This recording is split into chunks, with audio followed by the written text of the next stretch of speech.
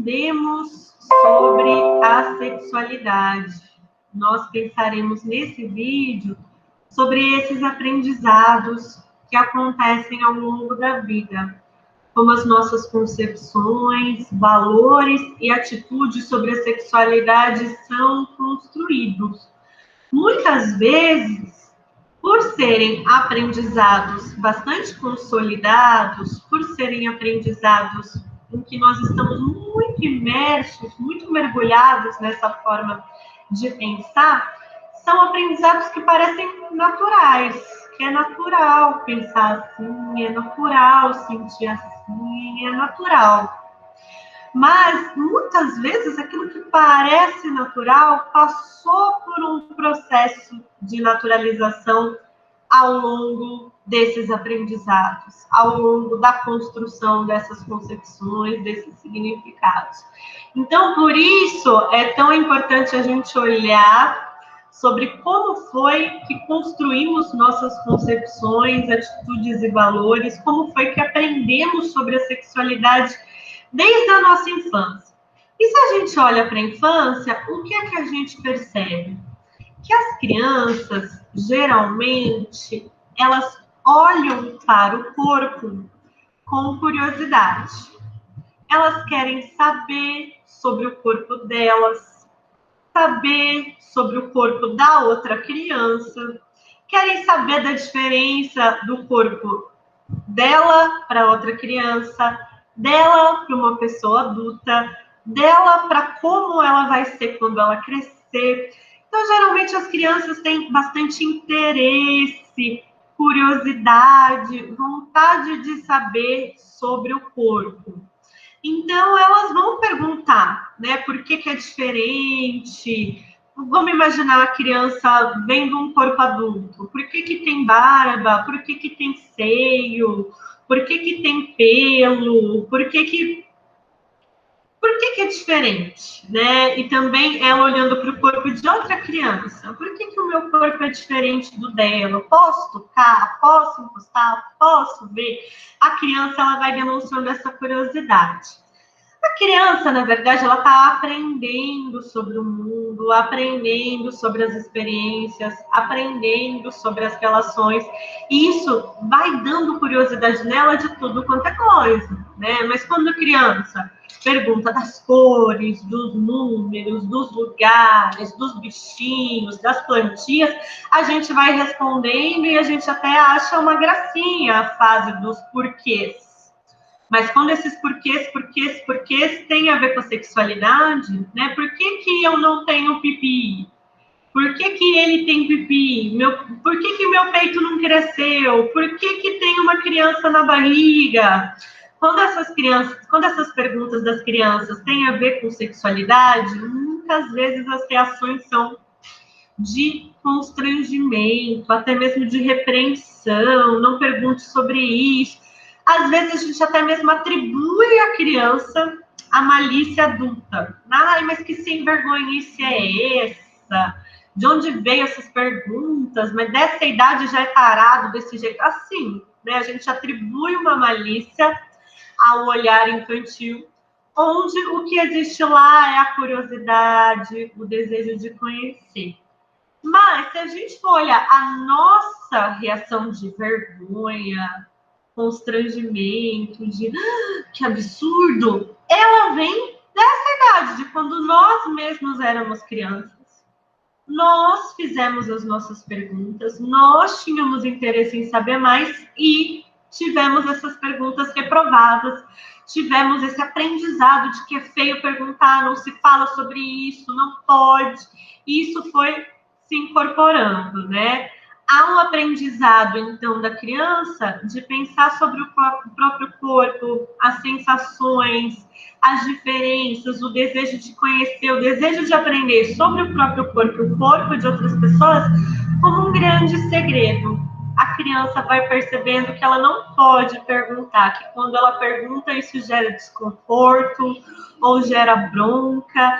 Isso vai gerando, assim, um grande segredo, né? A criança muitas vezes tem a vontade de saber, tenha vontade de perguntar, mas a reação vai sendo, esse assunto não pode.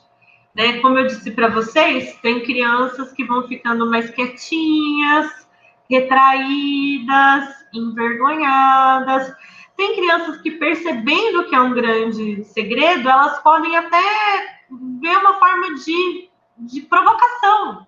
Né? Se ela quer, de alguma forma, provocar, se ela quer gerar uma reação, né? Ela vai lá e fala assim, Xoxota, no meio do jantar. Aí ela vai ver todos os adultos ficando vermelhos e fazendo assim, né, olhando para baixo, escondendo. Podem ter crianças, inclusive, que vão começar a falar sexo, xoxota, pinto, para gerar uma reação de desconforto. Mas isso também mostra, tanto quanto a criança quietinha, retraída, envergonhada, a criança que provoca, a criança que fala, que gera esse fuzuê, também são dois lados da moeda de que essa criança não sente confiança, não sente segurança de que ela pode perguntar, de que ela pode falar das curiosidades dela, do desejo de conhecer. E a gente sabe que isso é um empecilho grave, né? Quando a criança precisa ser protegida nos seus direitos, no caso de uma ocorrência de violência sexual.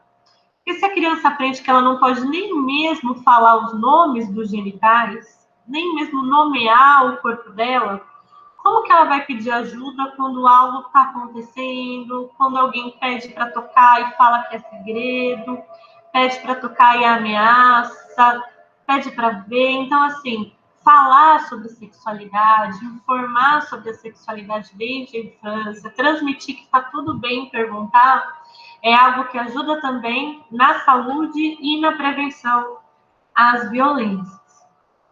Vimos, então, que ao longo da vida, a sexualidade é transmitida como esse grande segredo, né? Isso não faz com que a curiosidade pare, mas isso vai atravessando toda uma forma de pensar sobre a sexualidade e sobre a curiosidade, que essa imagem nos remete, que é como algo que vai ser punido, como algo escondido, como algo clandestino, e fala assim, nossa, mas que tarado esse menino, que sem vergonha, como que pode dessa idade?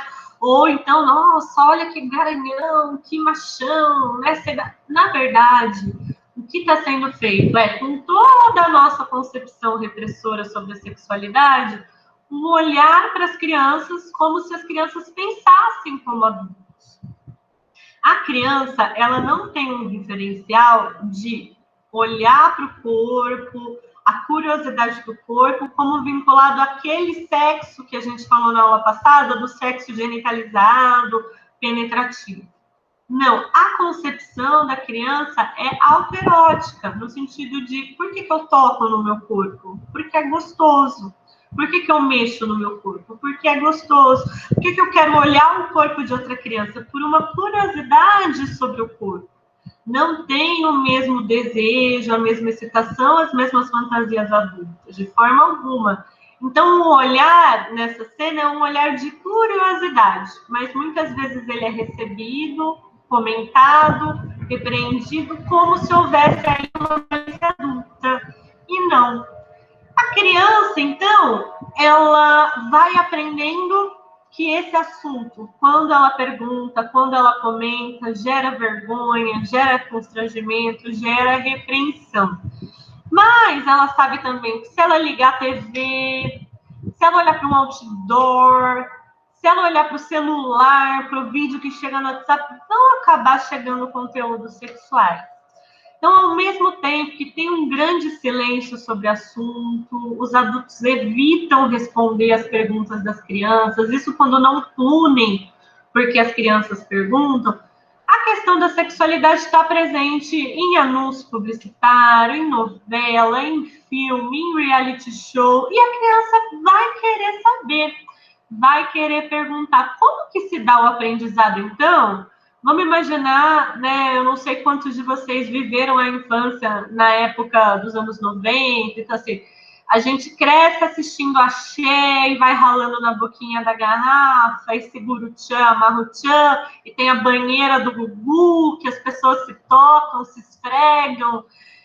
E aí, né, ao mesmo tempo que existem músicas de conteúdos sexuais, coreografias de conteúdos sexuais, brincadeiras de conteúdos sexuais, quando se fala sobre isso, não pode perguntar, não pode responder. Isso gera um aprendizado muito confuso. Né? Muitas vezes as pessoas pensam assim, as crianças hoje, elas sabem tudo de sexualidade. Com o funk, a pornografia, o Google, sabem tudo sobre sexualidade. Mas, na verdade, existe uma grande diferença entre você ser exposto a conteúdos sobre e você ter condições de compreensão, de elaboração, de assimilação. Então, essa questão de haver bastante na TV, mas não ter o diálogo sobre, haver bastante na internet, mas não ter o diálogo sobre, não contribui para uma compreensão mais informada sobre a sexualidade, contribui para uma confusão. Se está em todos os lugares, se está no WhatsApp, se está no Big Brother, se está no desenho, né? Por que as pessoas que cuidam de mim, que são as pessoas adultas, que eu confio, que me explicam sobre, não falam desse assunto? Vai gerando essa mistura de ser um assunto que aparece muito, mas que não é falado, que não é conversado. Então, primeiro, né, para a gente pensar sobre o aprendizado sobre a sexualidade, ter conteúdo de sexualidade, de nudez, de excitação sexual, de provocação sexual, de sensualidade, de tesão, de atração em vários lugares, não significa uma liberdade sexual, né? Significa uma exposição, uma visibilidade. Mas se as pessoas não podem conversar, as crianças não podem conversar, os adolescentes não podem conversar, não podem falar em voz alta quando tem alguma insegurança, falar em voz alta quando tem alguma angústia, a gente precisa rever a nossa concepção sobre sexualidade, né? E o que a gente percebe, às vezes, é que é até mesmo incentivado, o que essa imagem mostra, né? É um menininho lendo a Playboy. Quantas vezes tem um menininho pequeno de 3, 4, 5 aninhos, aí vai lá e ensina a olhar para a foto da mulher e falar gostosa. E aí fala, esse é um pegador. Esse vai crescer, vai ser um garanhão. Mais uma vez, a criança, ela está repetindo algo que ela não tem condições de entender. Na verdade, o que ela entende é que quando ele fala gostosa e os adultos aplaudem, né, ele está aprendendo a se sentir valorizado. Isso é uma coisa que a criança busca. A mesma coisa, né, quando tem lá uma criança dançando até o chão e fala, mas que sem vergonhice, tão pequenininha e está dançando uma música com um teor tão sexual. Mas, na verdade, as crianças, elas reproduzem o que os adultos fazem, elas reproduzem o que vem os adultos fazendo. Elas vão aprendendo assim, né? Na verdade, quando a gente vê uma criança brincando de cozinha, brincando de comidinha, de panelinha, né? O que ela está fazendo? Repetindo o que vê adultos fazerem. Estou brincando de carrinho, de motinha. O que ela está fazendo? Repetindo o que ela vê adultos fazerem. Quando ela está dançando, o que ela está fazendo? Repetindo o que ela vê os adultos fazerem. Mas o que acontece? Às vezes, quando a gente vê a criança que gosta de brincar de panelinha, ela vai se aproximar do fogão e tem o perigo dela se queimar, o que a gente fala? Não pode, você ainda é pequena, é perigoso, pode te machucar. Quando você crescer, você vai poder cozinhar. Agora você vai brincar com as suas panelas, com as suas panelinhas. Não vai vir brincar aqui no fogão. Então vamos imaginar que uma criança que adora brincar de motinho vai lá e sobe na moto. Sobe na moto com a chave na ignição. O que a gente vai dizer? Não, não pode, é perigoso, você pode se machucar, você pode morrer. Quando você tiver 18 anos, você vai fazer um curso para aprender como é que dirige.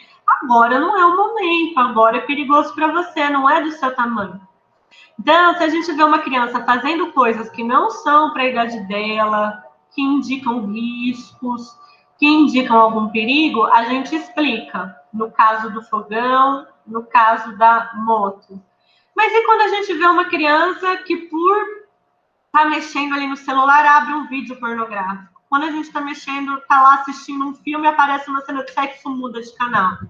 Na verdade, também é importante para a criança dizer, olha, não é para sua idade, é importante que você não veja, é algo que os adultos assistem, é algo que, se você ver, pode te confundir, pode te machucar, né? Conversa comigo, se alguém te mostrar, se alguém falar para você sobre sexo, que sexo é algo que os adultos fazem.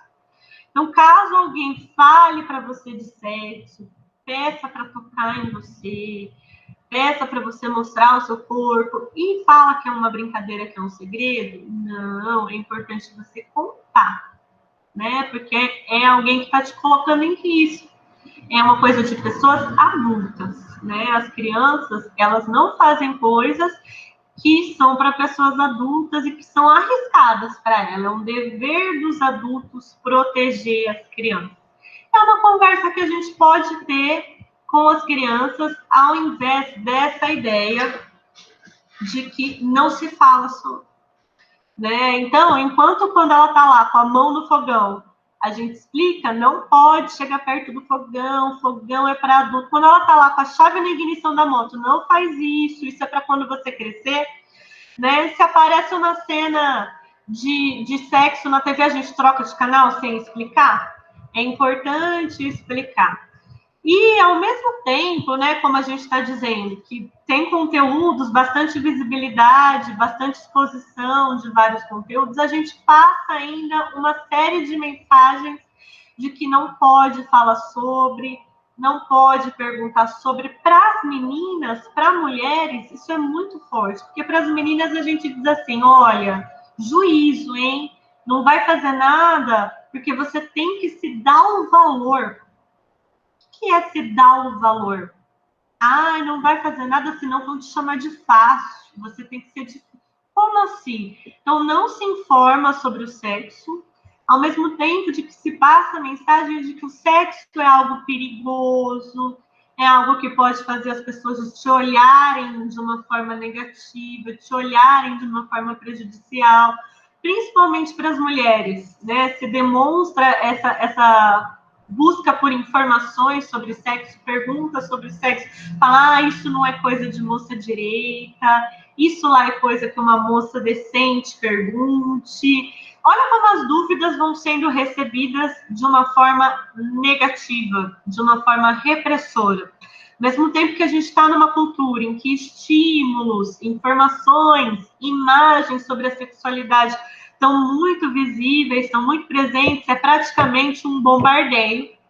Quando se trata de eu me informar sobre o meu corpo, saber mais sobre os desejos, saber mais sobre o que é o sexo, o que é a sexualidade, vem uma série de repressões, né? Essas cenas aqui são de um programa que chama, de uma peça de teatro, mas tem um vídeo no YouTube dessa peça que chama Os Monólogos da Vagina, da Eve Ensler, e ela faz essa pergunta: o que você acha da sua vagina? Perguntando para as mulheres da relação delas com a vagina. E a gente pensa, é um mundo de muita liberdade sexual, o prazer sexual ele é muito valorizado. Então as mulheres vão ter uma relação super aberta, super de conhecimento, de compreensão. E não, o que a gente percebe, né, uma delas responde, eu nem sequer digo a palavra para o meu ginecologista.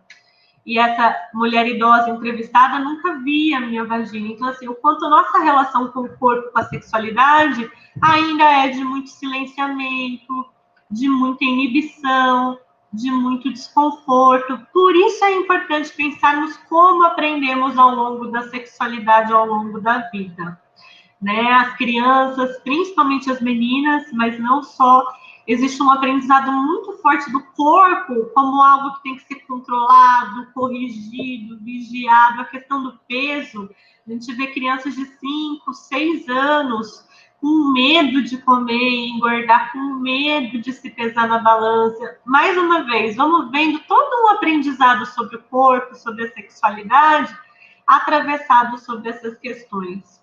Em relação aos meninos, toda uma insegurança que também tem, por um lado, muita exposição de informações, um bombardeio de informações, por outro, uma ausência de diálogo em relação ao tamanho do pênis, uma visão muito genitalizada. Então, vai chegando na adolescência, né, uma visão muito genitalizada, ideias antigas de que se você se masturbar, vai crescer pelo na mão.